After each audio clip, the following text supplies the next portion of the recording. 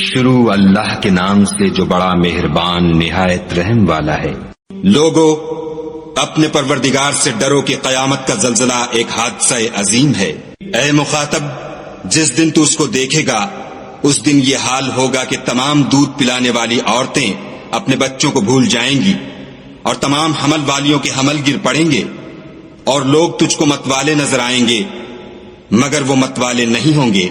بلکہ عذاب دیکھ کر مدہوش ہو رہے ہوں گے۔ بے شک خدا کا عذاب بڑا سخت ہے۔ اور بعض لوگ ایسے ہیں جو خدا کی شان میں علم و دانش کے بغیر جھگڑتے اور ہر شیطان سرکش کی پیروی کرتے ہیں، جس کے بارے میں لکھ دیا گیا ہے کہ جو اسے دوست رکھے گا تو وہ اس کو گمراہ کر دے گا اور دوزخ کے عذاب کا رستہ دکھائے گا۔ لوگو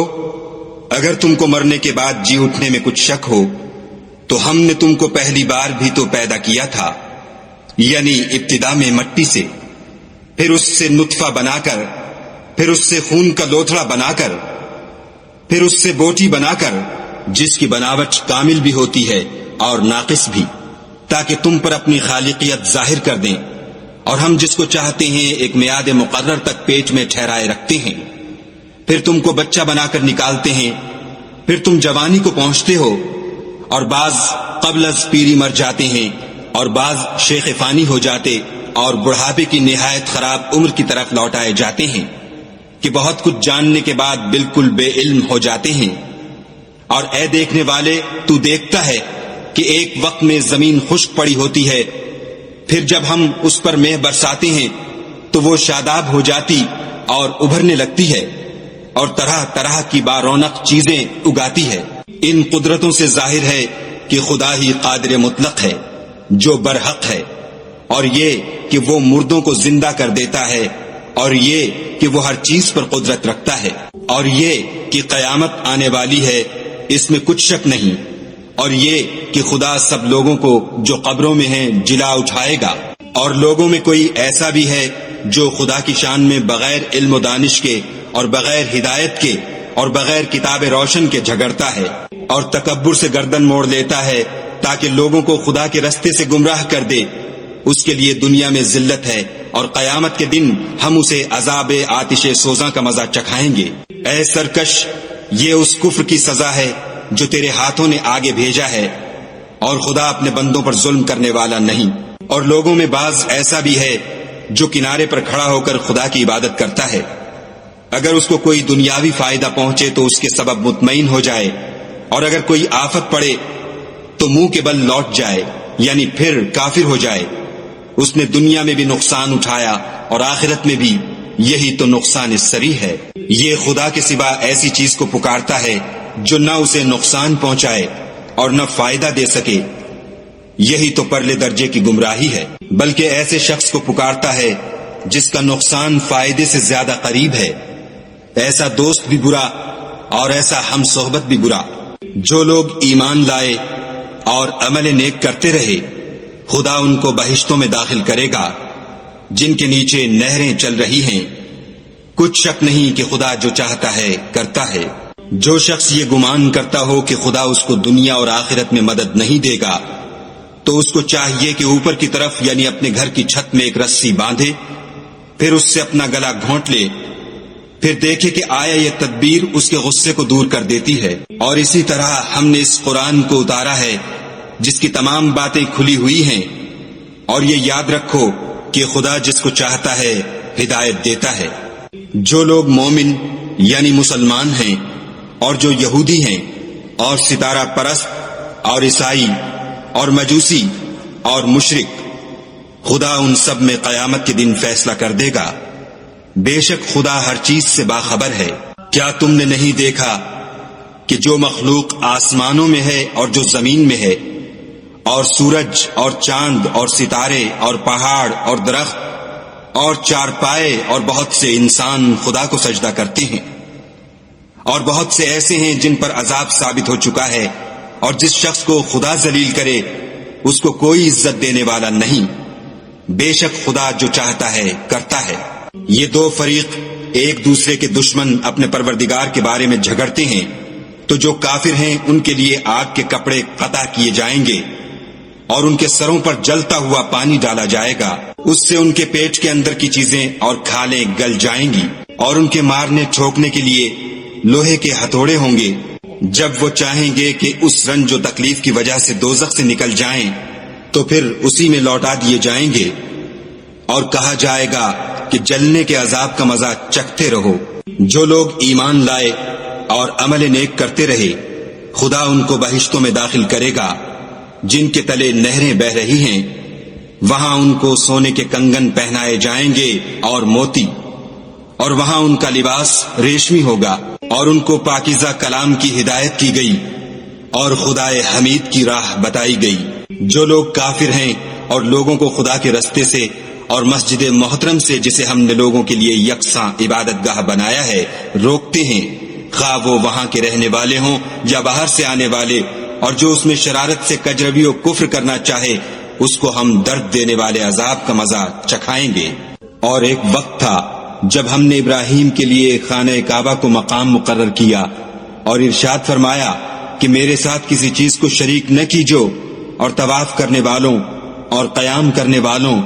اور رکوع کرنے والوں اور سجدہ کرنے والوں کے لیے میرے گھر کو صاف رکھا کرو، اور لوگوں میں حج کے لیے ندا کر دو کہ تمہاری طرف پیدل اور دبلے دبلے اونٹوں پر جو دور دراز رستوں سے چلے آتے ہوں سوار ہو کر چلے آئیں، تاکہ اپنے فائدے کے کاموں کے لیے حاضر ہوں، اور قربانی کے ایام معلوم میں 4 پایاں مویشی کے ذبح کے وقت جو خدا نے ان کو دیے ہیں ان پر خدا کا نام لیں، اس میں سے تم خود بھی کھاؤ اور فقیر درماندہ کو بھی کھلاؤ۔ پھر چاہیے کہ لوگ اپنا میل کچیل دور کریں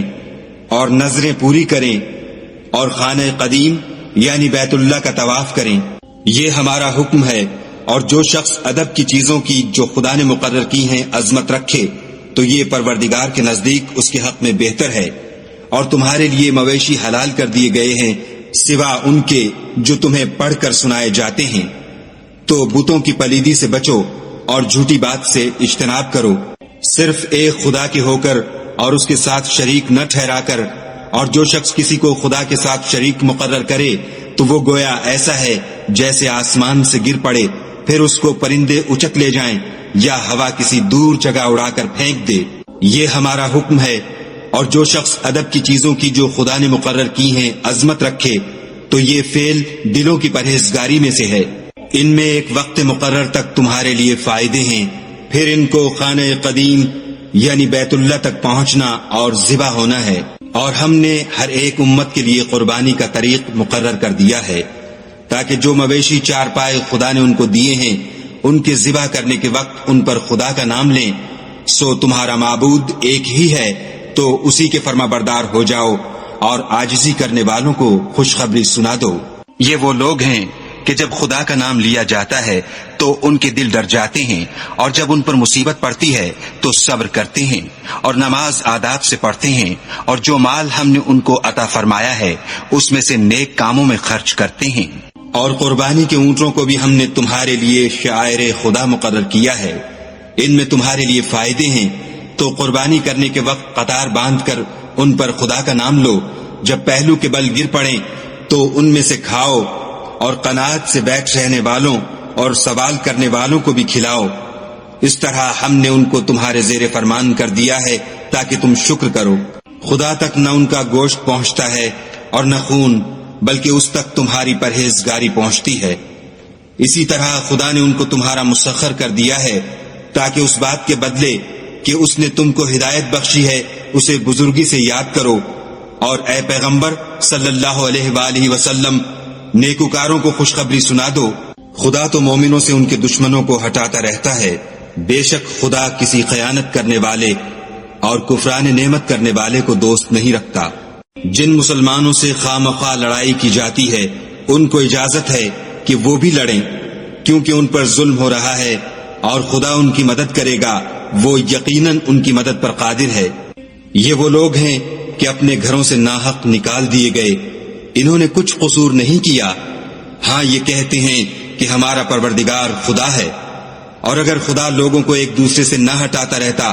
تو راہبوں کے صومعے اور عیسائیوں کے گرجے اور یہودیوں کے عبادت خانے اور مسلمانوں کی مسجدیں جن میں خدا کا بہت سا ذکر کیا جاتا ہے گرائی جا چکی ہوتی،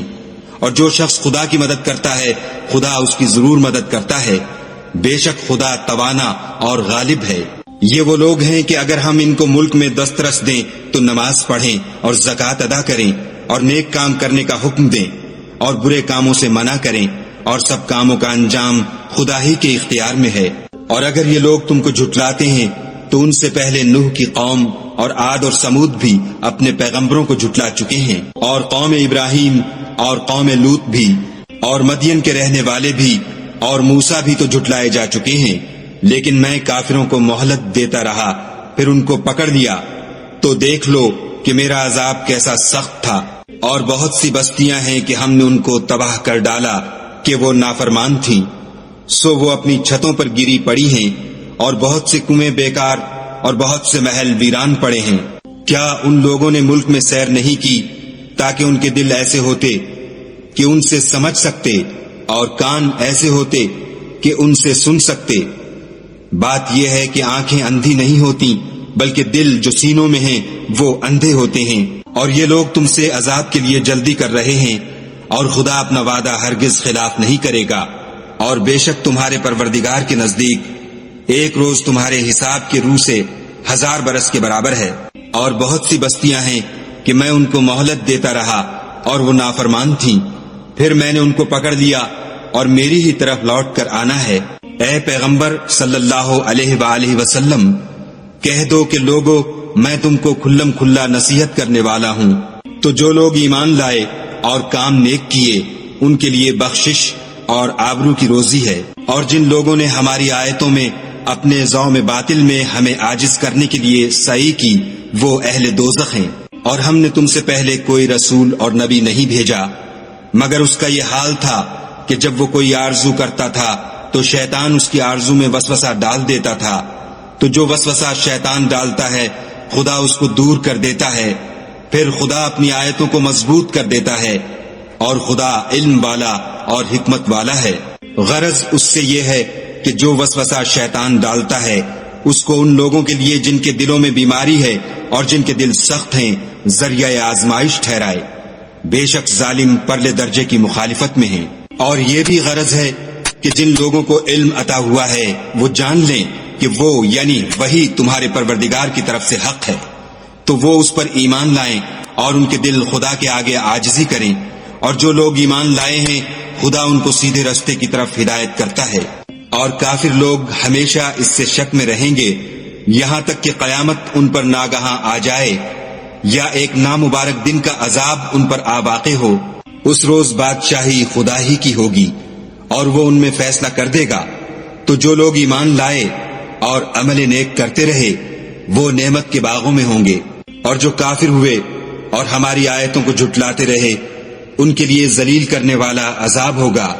اور جن لوگوں نے خدا کی راہ میں ہجرت کی پھر مارے گئے یا مر گئے ان کو خدا اچھی روزی دے گا، اور بے شک خدا سب سے بہتر رزق دینے والا ہے۔ وہ ان کو ایسے مقام میں داخل کرے گا جسے وہ پسند کریں گے، اور خدا تو جاننے والا اور بردبار ہے۔ یہ بات خدا کے ہاں ٹھہر چکی ہے، اور جو شخص کسی کو اتنی ہی ایذا دے جتنی ایذا اس کو دی گئی پھر اس شخص پر زیادتی کی جائے تو خدا اس کی مدد کرے گا۔ بے شک خدا معاف کرنے والا اور بخشنے والا ہے۔ یہ اس لیے کہ خدا رات کو دن میں داخل کرتا ہے اور دن کو رات میں داخل کرتا ہے، اور خدا تو سننے والا دیکھنے والا ہے۔ یہ اس لیے کہ خدا ہی برحق ہے، اور جس چیز کو کافر خدا کے سوا پکارتے ہیں وہ باطل ہے، اور اس لیے کہ خدا رفیع الشان اور بڑا ہے۔